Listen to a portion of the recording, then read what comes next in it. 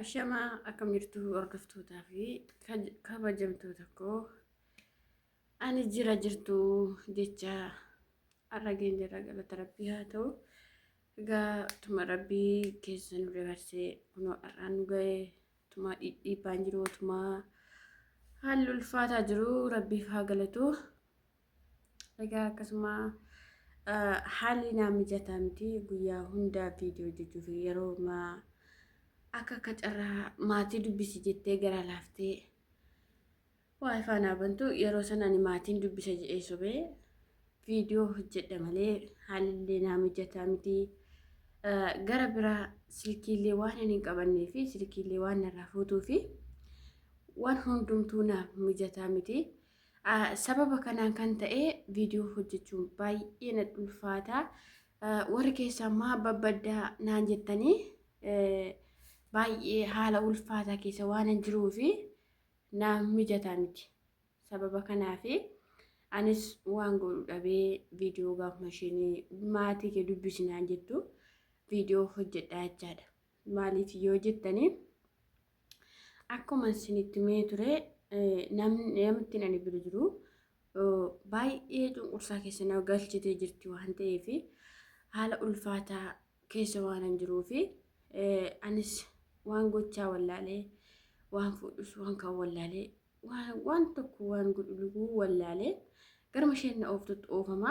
Maaliif yoo dubbadhe lubbuudha waan ta'eef akkuma ormi biyya ormaa hin bookkisu jedhee Oromoon maaliif biyya ormaa keessatti mataa ol qabatanii dubbachuun hin ulfaata waan ta'eef muggutachuun illee hin ulfaata.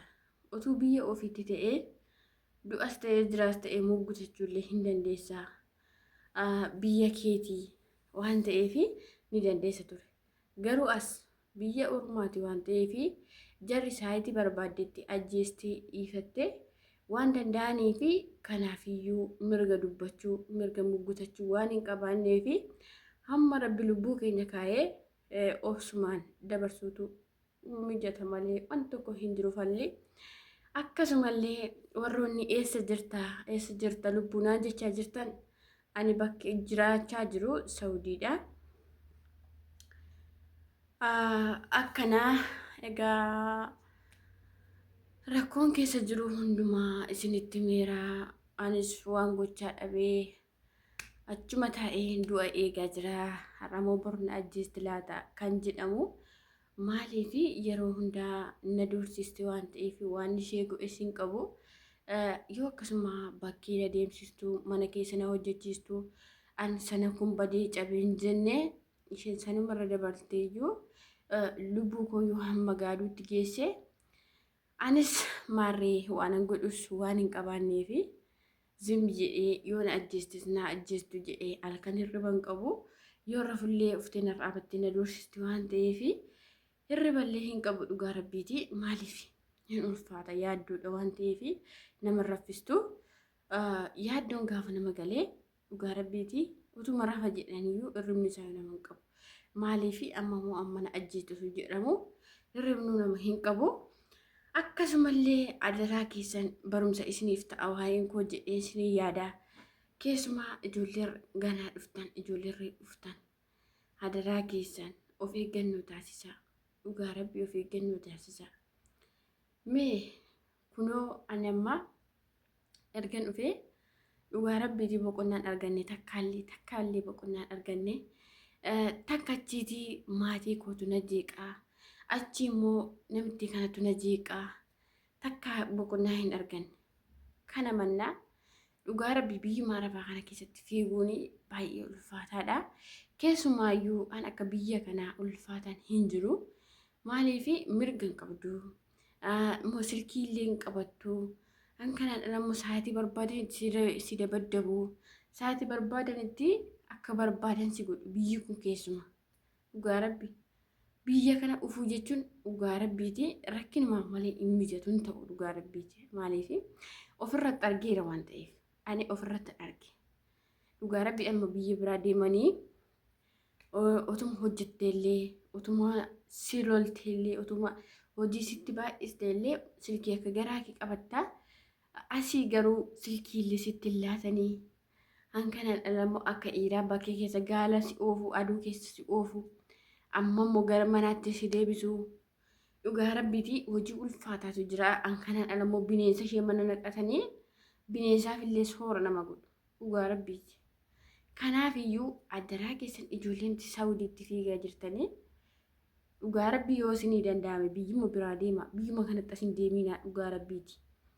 Maaliif Saawudii keessatti tokkollee dhugaa rabbii boqonnaan hin jiru gubannaa malee dhugaa rabbii kan lubbuun abaa jirullee biyyuma kanaa kan ijoolleen keenya uumaa jirtullee biyyuma kanaa dhugaa rabbiiti biyya biraatii kan aramni miite badaasaa hin jiru dhugaa rabbii biyyaan akka biyya kanaa hin jiru maaliif isa mul'ate caalaa isa dhokatee miidhamaa jirutu caala dhugaa rabbii isa dhokatee miidhamu namni hin agarree garuu ishuma mul'atu kana malee namni hin agarree jechaadha.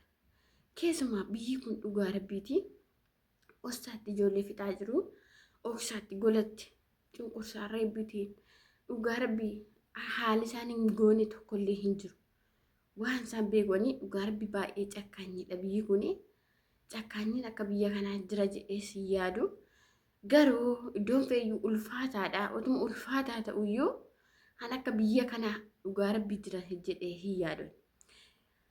Akkanaa kanaafiyyuu obboloonni dhugaa rabbii warri ganaa dhuftan adaraa keessan biyya biraa deema. Dhugaa rabbii isiniin jedhanii hin fakkaatu gaafa biyya taa'anii wayyoo biyya manaatu hobba'ee jenna malee biyya kan maal ta'ee hin beeknu. Dhugaa rabbii rakkina biyya ofii namaa wayya biyya kana taa'anii of jijjiirurra rakkina biyya ofii namaa wayya. Dhugaa rabbii maaliif anamma garatti keessaa ba'u qabee baduu fi haalli mijataa miti ani bakkee keessa biyya gaalli re'oonni hooloon ittoo mishamtu'a bakkeedha jechaadha utuu akkas magaaladha ta'e baduun nama dhibu dafanii poolisiitti fiiganiyyuu harka kennu ture garuu addunni kun baay'ee mijataa miti dhugaa rabbii baay'ee mijataas miti waan godhus dhabee gara biraallee silkii namaa hin qabu gara biraallee namas beekus hin qabu sababa kanaanii bakka yoo na ajjeestu jedheen halkanii guyyaa utuun boo taa'aa jira. Kanaaf iyyuu adaraan keessan viidiyoon kun namoonni isin bira gahe keessumaa ijoolleen mana madaamii jirtan hundi of eeggannoo taasisaa dhugaa rabbiiti. Qarshii ma keessan illee maatii keessanitti gadi irra